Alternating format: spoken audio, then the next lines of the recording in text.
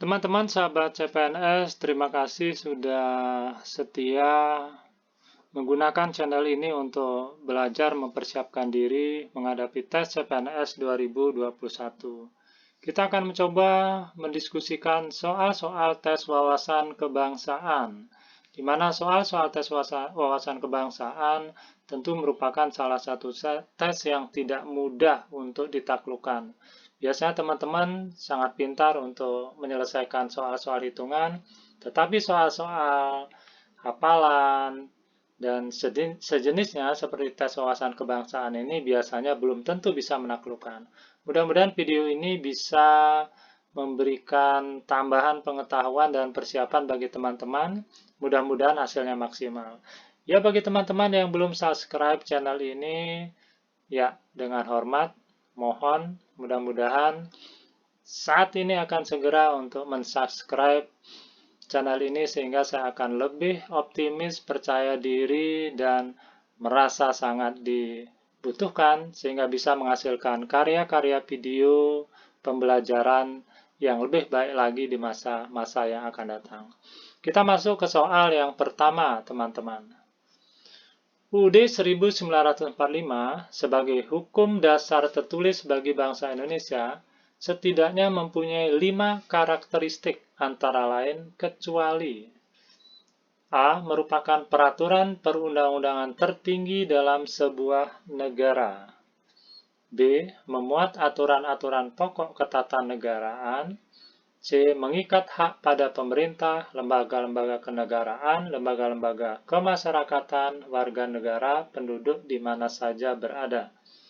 D. Menjadi alat pengontrol legislatif kepada eksekutif dan yudikatif agar tidak terjadi penyalahgunaan wewenang. E. Menjadi dasar dan sumber hukum bagi peraturan hukum dan peraturan perundangan di bawahnya. Pertanyaannya adalah karakteristik atau ciri yang ada pada Undang-Undang Dasar 1945. Yang A merupakan peraturan perundang-undangan tertinggi dalam sebuah negara. Betul ya teman-teman ya, Undang-Undang Dasar merupakan peraturan perundang-undangan tertinggi dalam sebuah negara. Tapi kalau sumber dari segala sumber hukum, Pancasila.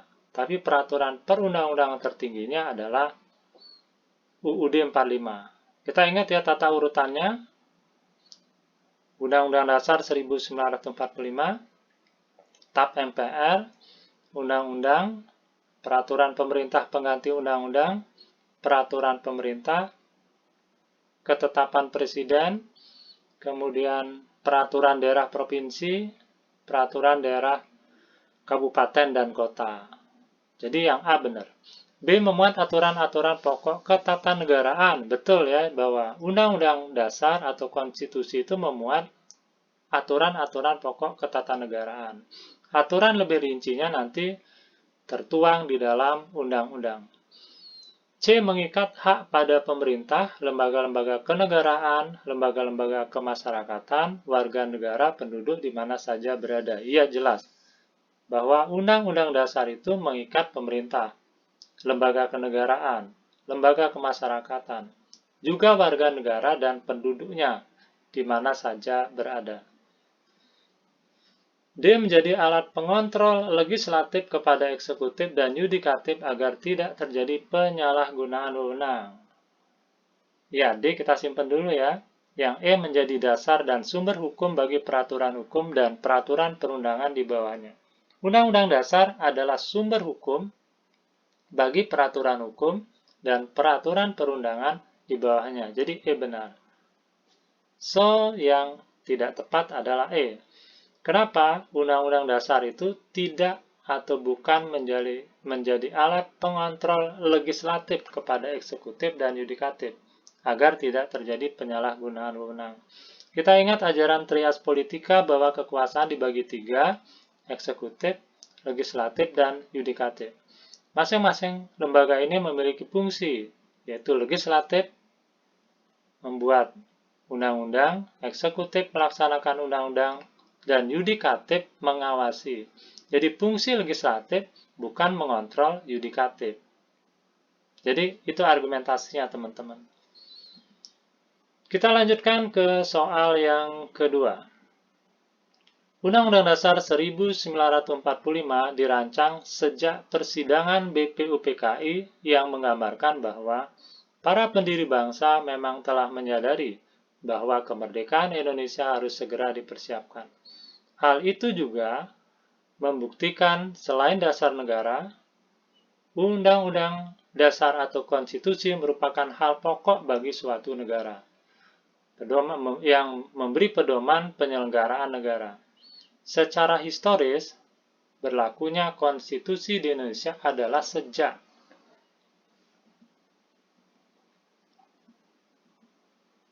kita cek ya, apakah sejak 18 Agustus 45, 17 Agustus 45, 19 Agustus 45, 22 Juni 45, atau 5 Juli 59. Ya, yang benar adalah 18 Agustus 45. Teman-teman, pada sidang PPKI tanggal 18 Agustus 45 menetapkan pertama, Undang-Undang Dasar 45. Yang kedua, memilih dan mengangkat Soekarno dan Muhammad Hatta sebagai presiden dan wakil presiden. Yang ketiga, membentuk KNIK. Jadi secara historis, berlakunya konstitusi di Indonesia adalah sejak 18 Agustus 45, setelah ditetapkan pada sidang pertama PPKI 18 Agustus 45. Kita masuk ke soal yang ketiga ya teman-teman. Jadi sekali lagi teman-teman yang belum subscribe channel ini, silakan di-subscribe, bunyikan lonceng, dan apabila dianggap penting, silakan dibagikan kepada teman-temannya untuk sarana belajar. Teman-teman, soal ketiga, Undang-Undang Dasar 1945 dirancang oleh BPUPKI pada persidangan kedua, tanggal 10 sampai 17 Juli 1945. Rancangan Undang-Undang Dasar 1945 dibuat oleh panitia kecil yang berjumlah 19 orang yang diketuai oleh Insinyur Soekarno. Panitia 19 ini kemudian membuat kelompok kecil yang beranggotakan 7 orang yang diketuai oleh siapa?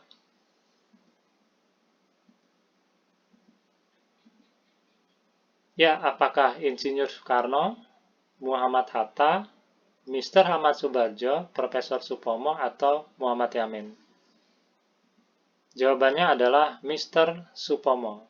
Penjelasannya, panitia perancang UUD 1945 membentuk kelompok kecil beranggotakan 7 orang pada tanggal 11 Juli 45. Kelompok kecil ini terdiri dari Profesor Dr. Mr. Supomo, Mr. Wongso Negoro, Mr. Ahmad Subarjo, Mr. A. Maramis, Mr. R.P. Singge, Haji Agus Salim, dan Dr. Sukiman dengan ketuanya adalah Profesor Supomo. Kita lanjut ke soal yang keempat ya teman-teman. Pentingnya kehidupan berbangsa dan bernegara dilandasi oleh hukum dan senantiasa menjunjung supremasi hukum dan bukan kepada supremasi kekuasaan. Tercermin pada amandemen UUD 45, ...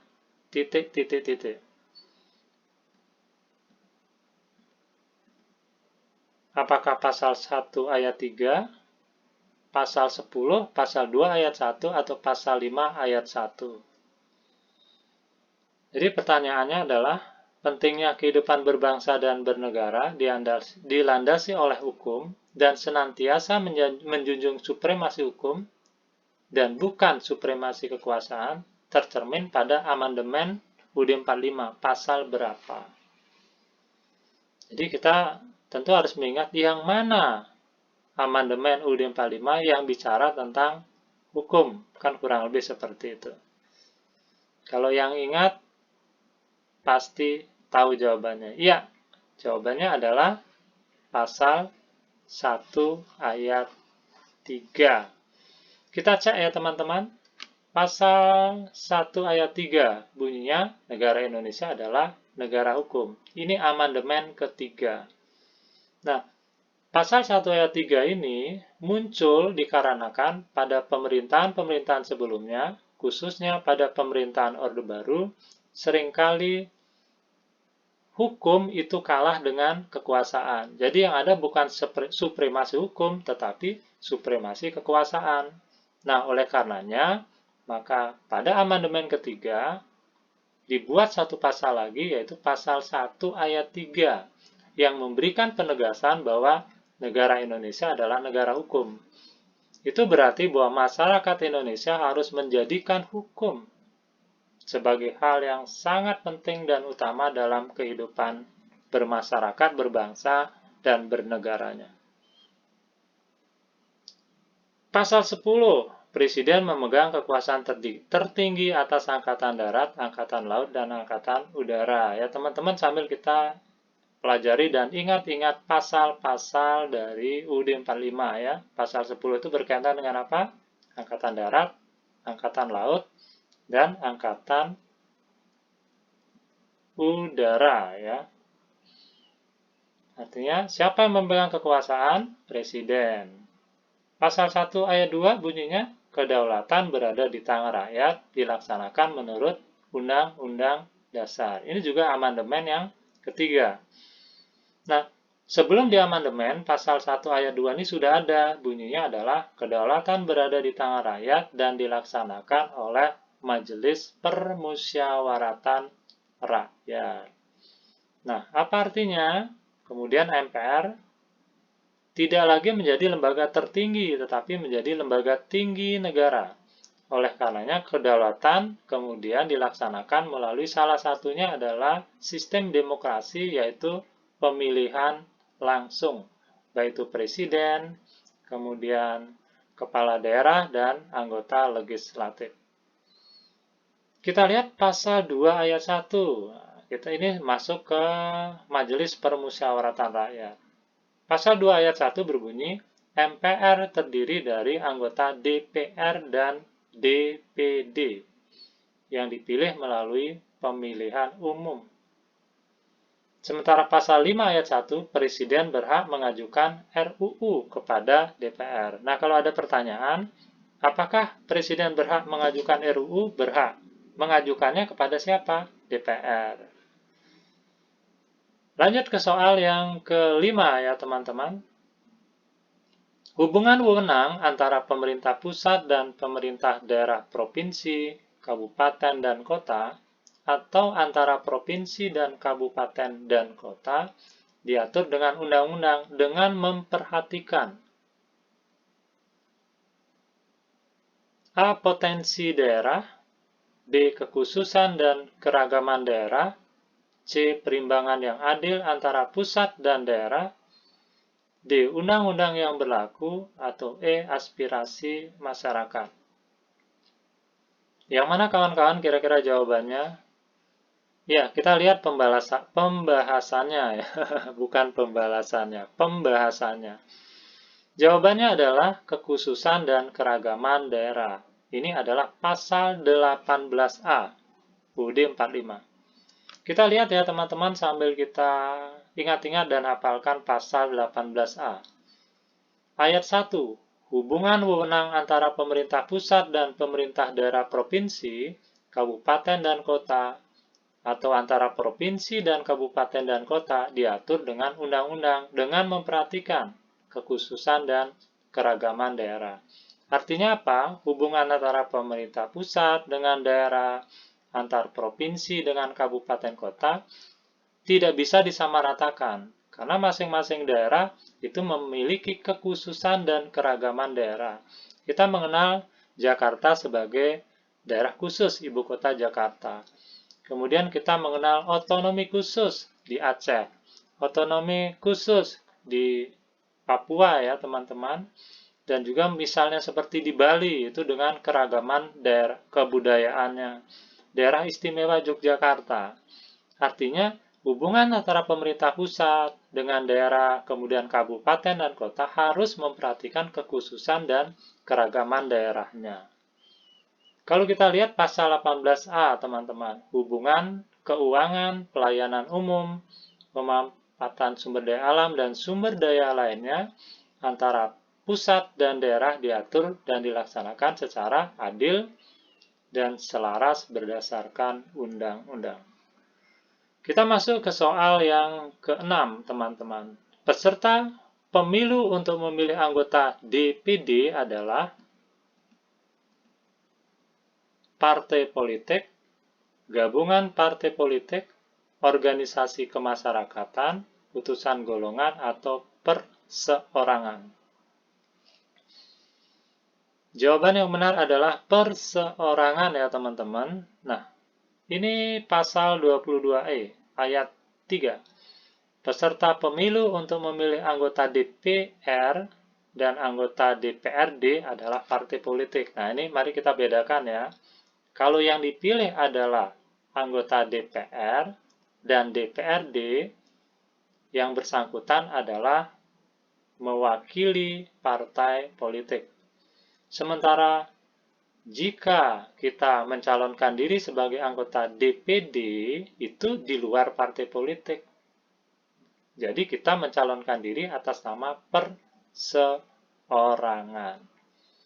Tetapi kalau pemilihan presiden dan wakil presiden, ini bisa partai politik, bisa gabungan partai politik. Jadi kalau DPD adalah merupakan peserta pemilu yang bersifat atau berasal dari perseorangan, bukan dari partai politik. Kita masuk ke soal yang ke-7. Nah, sepertinya ini soal yang terakhir ya teman-teman, yang bukan merupakan kewenangan Mahkamah Konstitusi. Ya, apa saja kewenangan Mahkamah Konstitusi? Kita perhatikan ya teman-teman. A. Memutus pembubaran partai politik. B. Memutus perselisihan hasil pemilu. C. Memutus sengketa kewenangan lembaga negara. D. Mengadili pada tingkat pertama dan terakhir yang putusannya bersifat final. E. Memberhentikan presiden dan wakil presiden. Yang mana jawabannya teman-teman? Ya, kalau kita ingat, yang E ini adalah kewenangan dari MPR ya teman-teman ya. Memberhentikan presiden dan wakil presiden adalah kewenangan dari MPR. Kita ingat MPR itu kewenangannya hanya 3. 1. Merubah dan menetapkan Undang-Undang Dasar. 2. Mengangkat dan memberhentikan presiden dan wakil presiden.